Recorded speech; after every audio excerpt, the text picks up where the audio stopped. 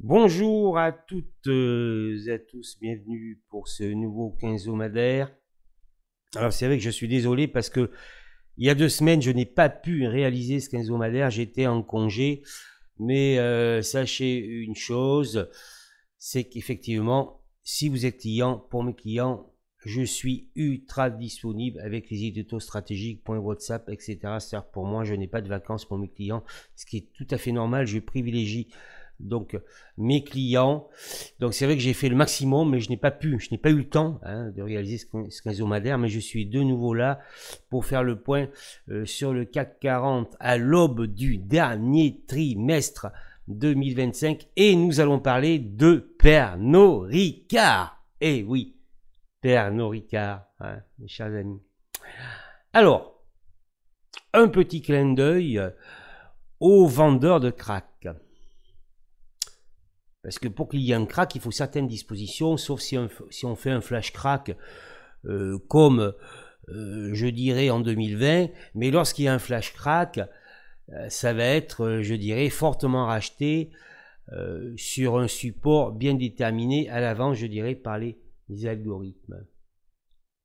Donc là, ce qu'il faut savoir, on peut raconter ce que l'on veut, c'est que nous sommes encore et toujours, je l'ai déjà dit, pardon, dans une tendance ultra haussière. Vous voyez que, voilà, là, on a repassé la M7 en bleu, en mensuel, nous sommes en mensuel. Voilà, donc là, le fait de repasser cette M7 et être supérieur à Tenkan-sen, forcément, cela indique que le CAC 40 est ultra haussier. Alors, si l'on regarde en trimestriel, regardez, voilà, c'est le même cas. Là, on a rebondi sur Tenkan. Donc, le fait de rester, vous le savez, ceux qui connaissent un peu Ishimoku au-dessus de Tenkan-sen, est plutôt de bon augure. C'est-à-dire que, oui, peut-être, il peut y avoir une consolidation. Peut-être, voire une consolidation plus ou moins sévère. Mais là, il n'y a pas de risque d'effondrement total des marchés en l'état actuel des choses. Vous voyez que le précédent trimestre, nous avons testé la M20 et vous savez que la M20, comme on le voit ici, est très importante pour maintenir un cycle haussier. Donc voilà, ça ne change rien, ben oui, on ne renverse pas une tendance haussière comme ça. Et ce que l'on sait, bien sûr, c'est que le CAC 40 est toujours dans un range hebdomadaire.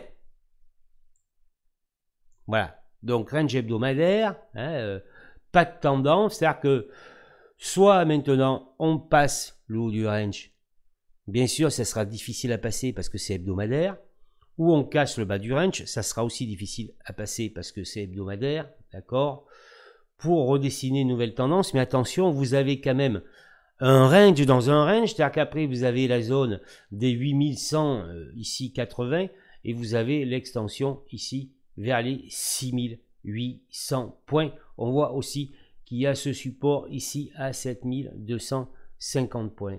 Donc ce qui nous intéresse pour le moment, on le voit et c'est très net, n'est-ce pas, c'est de passer cette zone des 7980 grosso modo et de ne pas enfoncer les 7500 points. Le fait que l'on soit dans ce range, dans ce petit range, vous voyez que ça dure depuis avril, lorsqu'on a eu l'attaque d'avril, voilà, on est repassé, et bien ça peut durer un certain temps. Ça veut dire que à la fin de l'année, on peut être très bien de nouveau et encore dans ce range. Donc là, nous voyons, nous allons vers le haut de ce range, mais c'est normal. On est venu tester le bas 2 fois et après on repart vers le haut. Ça, c'est tout à fait classique des ranges. Voilà. D'accord? Alors, ce qui nous intéresse, bien sûr, c'est de voir déjà l'horaire et le 4 heures pour voir ce qui se passe en intraday. Voilà. Il y a beaucoup de mouvements en intraday et c'est là où, je dirais, les initiés font beaucoup d'argent avec leurs algorithmes et le levier, bien sûr. Voilà. Alors, on voit que nous sommes également dans un range horaire, qu'on a fait une petite extension ici, mais que ça correspond à un support ici et qu'on repart vers le haut. Donc nous avons un range on peut le voir ici, hein, on peut le voir ici, d'accord. Ben, disons que ce sommet-là est très important à 7920 points. C'est important parce que il est plus bas que celui-là, hein, d'accord. Et là, nous avons bien sûr notre bas de range ici. Hein. On va prendre le gap là à 7760. Alors, d'un point de vue de l'horaire, hein, on voit qu'il est important pour aller de l'avant de passer les 7920 pour taper les 7970. Bien sûr, si ça conso, les 7760 sont importants. Et après, il y a un intermédiaire à 7650 points. On le voit ici. D'accord, voilà. Donc, plutôt range sur le 4 heures. C'est-à-dire que nous avons... Ce que je veux dire, c'est que c'est pas une tendance baissière. Parce que on pourrait avoir... par exemple, on peut avoir un range, bien sûr, tout à fait un range hebdomadaire, mais être baissier, c'est des unités intraday. Donc, ce qui a bien sûr ses conséquences. Voilà. Alors, le 4 heures, il n'est pas trop mal. C'est plutôt... Alors, regardez, ça croise, nous sommes plutôt dans un range, mais j'appelle ça, moi, connotation haussière. Donc là, on voit qu'il faut passer, bien sûr, l'importance des 7920 points à court terme. Et là, on a un petit support ici, à 7780. Voilà. Donc, tendance haussière, pour aborder ce dernier trimestre, nous sommes dans un range. Nous voyons que pour aller chercher le haut, déjà en objectif, c'est dépasser les 7920 pour aller chercher les 7974, grosso modo, et qu'après, nous avons deux supports importants qui sont, grosso modo, les 7780, les 7760 points, et qu'après, bien sûr, on peut trouver, il y a un intermédiaire, vous voyez, par exemple, avant les 7500, nous avons un intermédiaire à 7650 points. D'accord? Et ce que je veux dire, c'est que, par exemple, alors là, c'est très net. On est bien sûr toujours sur un range jour. Si l'on va chercher les 7650, alors soit on peut casser cet intermédiaire, bon, mais on peut très bien rebondir un petit peu, voilà, revenir là. On peut même voir revenir vers les 7920. Vous voyez, si on va aux 7650, ou on peut aller aux 7500. Ce que je veux dire, c'est que, pour le répéter encore une fois de plus, ce sera très long avant de dépasser, voilà, de dépasser par le haut ou par le bas l'une de ces deux bornes. Voilà ce que l'on peut dire. 7920, 7974, 7780, 7760, extension 7650. On verra bien sûr dans les prochaines semaines. Maintenant, je passe à Pernod Ricard. Est-ce la fin de Pernod Ricard? Hein? Est-ce la fin de Pernod Ricard? 83,36 €, bientôt un dividende intermédiaire. Donc là, ça fait 3% à peu près, 3%, ça fait 3% à ce cours sur le dividende intermédiaire. Le dividende, c'est en novembre et en avril, je crois, hein, à vérifier. Enfin, c'est 2 fois par an, hein, pour Pernod Ricard.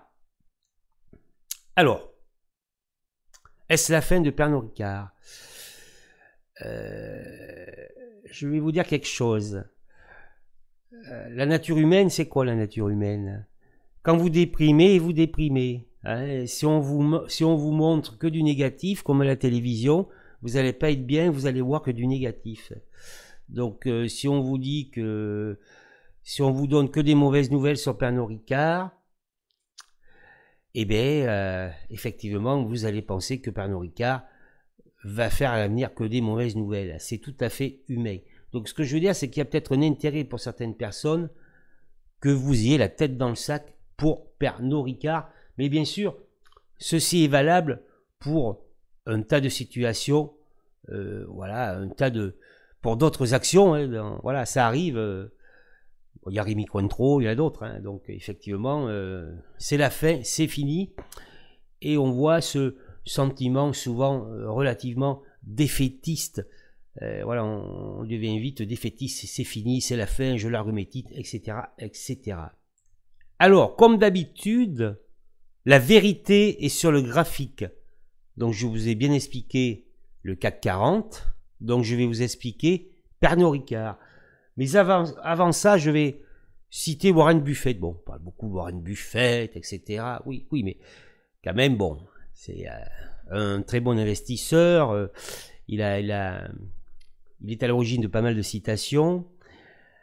Donc il a dit notamment, soyez avides lorsque les autres sont craintifs, lorsque la masse est craintive, et soyez craintifs lorsque la masse est avide. Hein, d'accord, voilà. Donc qu'est-ce que l'on remarque sur Pernod Ricard? Donc pour ceux qui connaissent un minimum les Shimoku, vous savez que le Kumo trimestriel, le nuage trimestriel, en l'occurrence dans le cas de Pernod Ricard et montant, est un support extrêmement important, d'accord? Ce que je veux dire, c'est que le Kumo jour est un support très important, mais le Kumo trimestriel est un support extrêmement important. Donc lorsqu'on regarde la configuration de Pernod Ricard, donc là, bon, on n'y voit pas grand-chose, mais on voit que c'est globalement une valeur en tendance haussière de très long terme. Et bien évidemment, comme toutes les valeurs haussières de très long terme, elle revient chercher des fois des supports très long terme. Et qu'est-ce qui se passe? Eh bien, bien sûr, c'est une bonne occasion, à condition d'être patient, je l'ai dit, de renforcer ou d'acheter la valeur. Donc, ce que l'on remarque sur Pernod Ricard, c'est que le titre n'est jamais venu chercher le Kumo trimestriel de son histoire. Alors, je vais vous le dire tout de suite, mes chers amis. Je vais vous le dire tout de suite. Vous travaillez un petit peu, prenez une journée, là, les belles valeurs. Je ne vais pas les citer, vous les connaissez. Hein, vous allez remarquer que certaines belles valeurs, voilà, eh bien, un jour ou l'autre, viennent attaquer ces supports. Et qu'est-ce qui se passe? Qu'est-ce qui se passe? Eh bien, c'est racheté. C'est racheté. Voilà. Ça veut dire que selon mon avis, mais ce n'est que mon avis. Attention, moi je ne vais pas vous dire d'acheter Ricard ou quoi que ce soit, vous faites ce que vous voulez, d'accord? Chacun fait ce qu'il veut et doit en assumer les conséquences. Pour moi, Pernod Ricard est dans une zone historique d'investissement. Ou au moins de spéculatif, coût spéculatif, je dirais swing long, voilà. Mais c'est mon avis. Ce n'est que mon avis. Moi, j'ai des actions Pernod Ricard, hein, donc voilà. Ce n'est que mon avis. Pour moi, si vous voulez, le fait que Pernod Ricard ait atteint cette zone, c'est une opportunité majeure, historique d'investissement à long terme.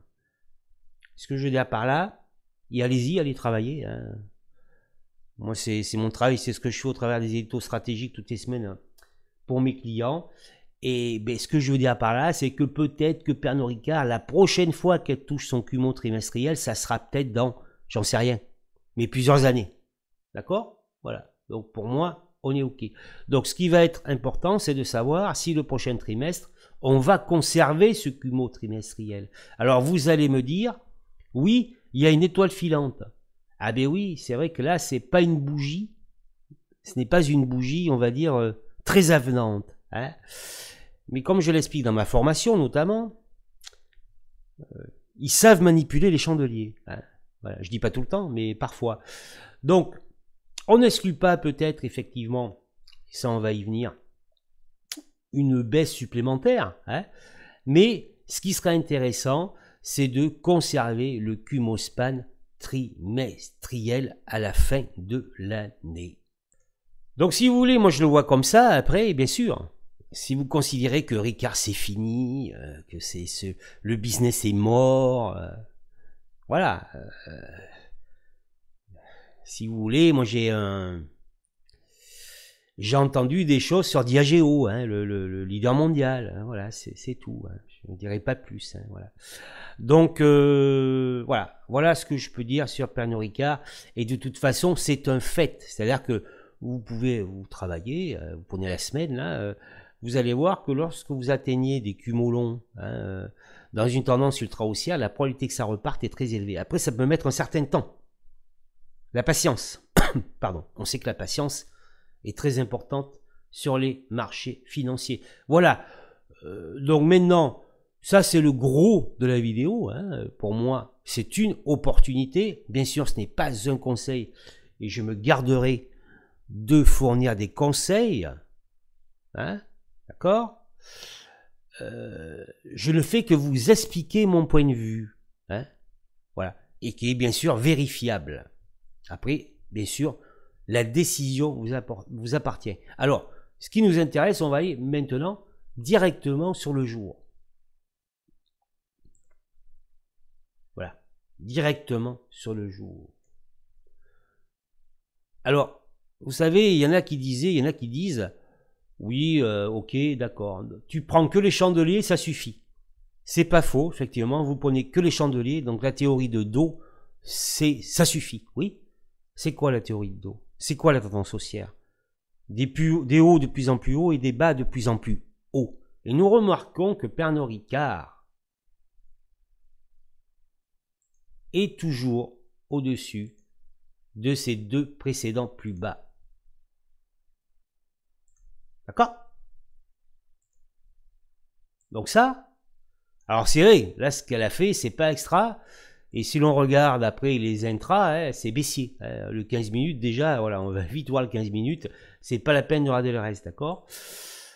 Voilà. Alors, tu vas me dire, oui, oui, c'est baissier. Oui, c'est vrai, c'est baissier en intraday. Mais voilà, nous sommes dans une figure où ce point bas-là est supérieur aux deux précédents. Ce qui veut dire qu'on est peut-être à proximité d'un point bas ultime.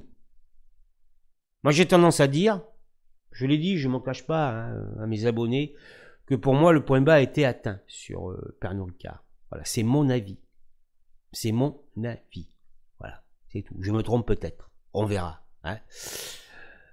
Pensez aussi qu'en novembre, il y aura un ajustement du graphique avec le dividende de 2,35 €. Voilà.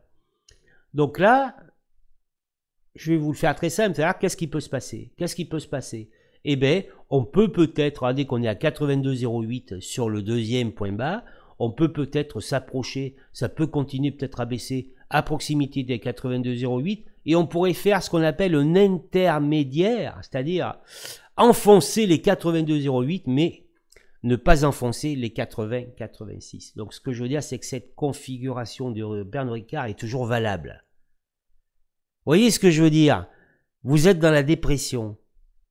Moi, j'ai autre chose à faire, mais je sais ce qui se dit sur les forums. Voilà, je le sais. Pourquoi je le sais? Parce que c'est toujours la même chose. C'est toujours pareil. Les craintifs et les avides. Rappelez-vous ce que disait Warren Buffett.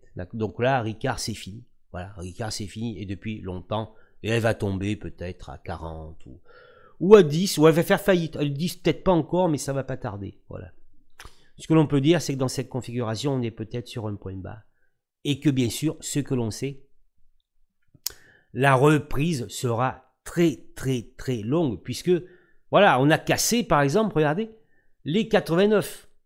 Si on avait conservé les 89, voilà, là maintenant il faut remonter, donc ça va être un petit peu plus long. Mais ça, c'est un petit peu classique dans ces titres très attaqués. On voit que Bank of America a dégradé le titre, c'est-à-dire qu'on veut vous dégoûter du titre. Ça, c'est très connu, c'est bien connu. Voilà. Je ne m'étendrai pas plus, je vous ai donné mon avis, mais bien sûr, avant de clôturer cette vidéo, ce quinzomadaire, je vais vous montrer quelque chose, c'est l'unité annuelle, et voyez que pour le moment, Pernod Ricard revient à enfoncer très légèrement la moyenne 20 annuelle, et on connaît l'importance de la moyenne 20. Et quand c'est annuel, ça veut dire ce que ça veut dire, voilà. Effectivement, la bougie, voilà, je suis d'accord. Mais il reste 3 mois. Ça veut dire que là, si on avait une petite mèche de rachat, ça serait sympa. Mais c'est pas parce qu'on a, on n'a pas de mèche de rachat que, mais vous voyez, c'est toujours pareil. C'est de la psychologie les marchés. Ça, toi, tu vas penser qu'on va en faire un autre, peut-être. Moi non. Voilà. Et vous savez aussi, les 3 soldats, ce qu'on appelle les 3 soldats baissiers, on peut en faire un autre. Ça, on le sait, d'accord. Donc voilà, donc Ce qui me conforte encore plus sur le fait que Pernod Ricard, pour moi, même si dans l'absolu, peut-être, on pourrait baisser un petit peu plus. Vous savez, en bourse, c'est comme dans la vie. Il faut avoir une vision. Hein, voilà. Et malheureusement, pour parler de la politique, très rapidement, voilà, les dirigeants ont rarement une vision. On voit ce que ça donne hein, après. Il faut avoir une vision. C'est pareil. Voilà. Donc, il faut savoir se dire, oui, peut-être, mais je me dis, allez, moi j'y crois en cette valeur. J'achète peut-être pas au plus bas, mais dans une perspective annuelle, hein, bien sûr, ça me paraît être un bon investissement couvert par un dividende intéressant. Parce que, en plus, vous savez, la famille Ricard, je pense qu'ils ont pas mal de réserves de cash. Voilà, c'est mon avis. Après, bien sûr, vous prenez votre décision sur le titre. Je vous remercie d'avoir regardé cette vidéo, d'être resté jusqu'à la fin. Si vous avez apprécié, n'hésitez pas à liker, partager, bien sûr, ce travail,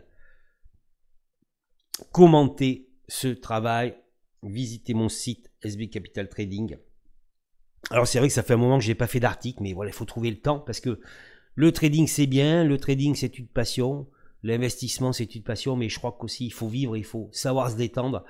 Ça c'est très important, ça fait partie de la vie de trader. Donc c'est vrai que j'ai un article en prévision, malheureusement je n'ai pas eu le temps, hein, mais vous inquiétez pas, ça viendra. Voilà, donc jetez un œil à mon site, à ma bio, etc. Voilà. Contactez-moi sur la page contact si vous avez des questions. Je vous remercie. À très bientôt. On se revoit dans 15 jours pour un nouveau quinzomadaire.